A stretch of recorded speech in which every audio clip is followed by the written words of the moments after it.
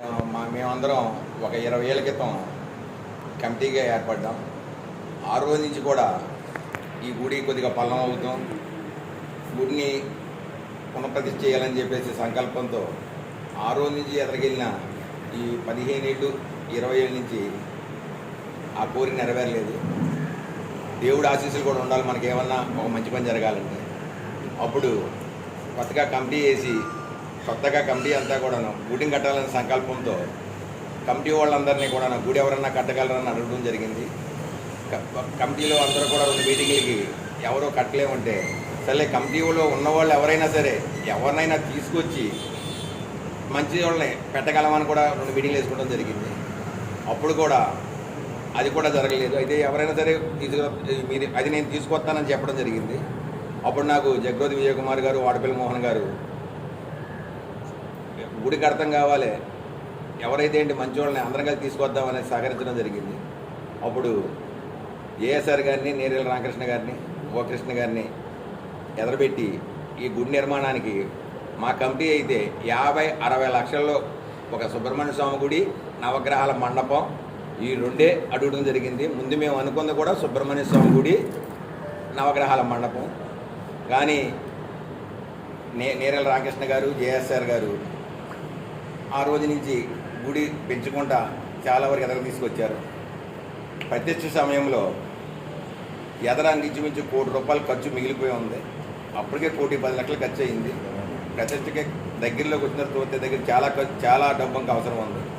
ఆ టైంలో అందరూ ఈ బాబాయ్ ప్రతిష్ఠ దగ్గరికి వచ్చింది ఏంటి, ఇంత డబ్బు చూస్తే ఇంత అవసరం ఉంది, కొద్దిగా ప్రతిష్ఠ ఏమన్నా కొద్దిగా వాయిదా వేద్దామంటే నేరేల రామకృష్ణ గారు నాన్నగారు అయినటువంటి ఆదినారాయణ గారు ప్రతిష్ఠ వెనక్కి వేయకూడదమ్మా, కట్టుకెళ్ళిపోదాం, ఆ దేవుడే చూసుకుంటాడని చెప్పి తండ్రి కొడుకులు ఇద్దరు కూడాను మంచి మనసుతో ప్రతిష్ఠా కార్యక్రమానికి ఎటువంటి ఆటంకం అంగరంగ వైభవంగా ఎదరికి తీసుకొచ్చి ఈ గుడి ఇలాగే ఉంటే 2 సంవత్సరాలు పట్టిద్దాం అనుకున్నాం. మేము అనుకున్న టైం కన్నా 2 సంవత్సరాలు ముందవుతానికి నేరేళ్ళ రామకృష్ణ గారు మనస్ఫూర్తిగా సహకరించినందుకు మా కమిటీ తరఫున, ఆకిడి గ్రామ ప్రజల తరఫున ధన్యవాదాలు తెలుపుకుంటున్నాం. అలాగే ఈరోజు ఇంతకుముందు షష్ఠి కార్యక్రమం అంటే స్వామివారికి సాయంత్రం కళ్యాణం, ఈ షష్ఠి కార్యక్రమం చేసుకుంటూ వెళ్ళిపోయేవాళ్ళం.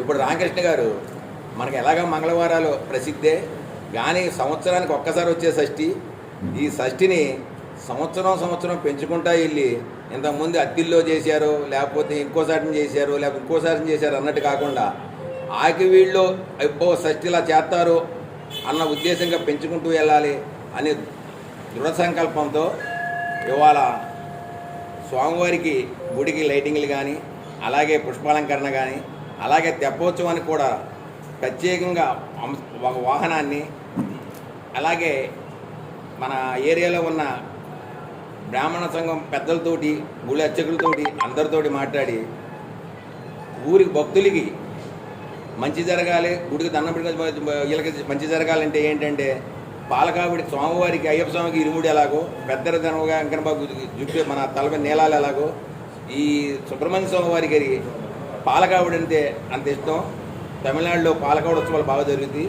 అవన్నీ పెద్దలు సూచనల మేరకు పాలకావిడి ఉత్సవం పెట్టి, అలాగే ఆయుధ పూజ చేస్తే కూడా గ్రామానికి మంచిదనే ఉద్దేశంతో చెబుతంతో మా కమిటీ చూసుకునే మొత్తం అంతా నేరేల రామకృష్ణ గారు ఇంకా మంచి ఏమంటే కూడా చెప్పండి, దానికి కూడా సహకరిస్తాం అని అనడం జరిగింది. ఈ పట్టు షష్ఠి గుడికి ఇంత కార్యక్రమం చేస్తున్నాం. షష్ఠి రోజున భోజనాలు కూడా మనకు గుడి తరపున పెద్దిండ్లమ్మవారి దేవస్థానంలో ఈవో గారిని సంప్రదించి, నాయకులను కూడా సంప్రదించి మన పెద్దిండ్లమ్మవారి గుడిలో మన షష్ఠి భోజనాలు ఏర్పాటు చేయడం కూడా జరిగింది. భక్తులందరికీ వచ్చిన వారు పొరుగుని వచ్చే వాళ్ళు ఇబ్బంది పడకుండా ఈ రకంగా కార్యక్రమాలను చేస్తూ రోజుకి కూడా గుడిని ఇంకా అభివృద్ధి చేయాలని సంకల్పంతో రామకృష్ణ గారికి మరొకసారి ధన్యవాదాలు చెప్పుకుంటున్నాం. ఇంత గుడి అయితే కట్టాం, గుడి కట్టేసరికి శుభ్రం చేయడం, ఈ మనుషులు మెయింటెనెన్స్ కూడా ఎక్కువైంది. దాని నిమిత్తం కూడా ఆదినారాయణ గారు, రామకృష్ణ గారు, గ్రామ పెద్దల దాతల సహకారంతో దీనికి కూడా రాబోయే రోజుల్లో ఇబ్బంది లేకుండా, ఇప్పటికే ఇంత గుడి 20 లక్షలతో కట్టుకున్న గుడి ఇంత పెద్ద గుడి కట్టడానికే ఇలా ఇబ్బందిగా ఎదురుకెళ్తున్నాం. జాయిగా రాబోయే సంవత్సరాల్లో 3-4 సంవత్సరాల్లో దీనికి కూడా మంచి నిధి ఏర్పాటు చేయాలి. చేయకపోతే స్వామి గుడి కట్టిన తర్వాత స్వామివారికి ఏదో ఒక ఆదాయం పెట్టకపోతే అరిష్టం అని వాళ్ళంతటా వాళ్ళే ఆలోచించుకుని గ్రామ పెద్దలు దాతల సహకారంతో ఎదురుకెళ్ళడానికి మంచి నిర్ణయం కూడా తీసుకుని దేవుడి మీద సొంత కొడుకు, సొంత అల్లుడు, సొంత అన్న సోదరుడిగా చూసుకుంటూ ఇంత ఎదరగా తీసుకెళ్తున్న రామకృష్ణ గారికి మళ్ళీ కూడా కమిటీ తరపున ధన్యవాదాలు తెలియజేసుకుంటున్నాను.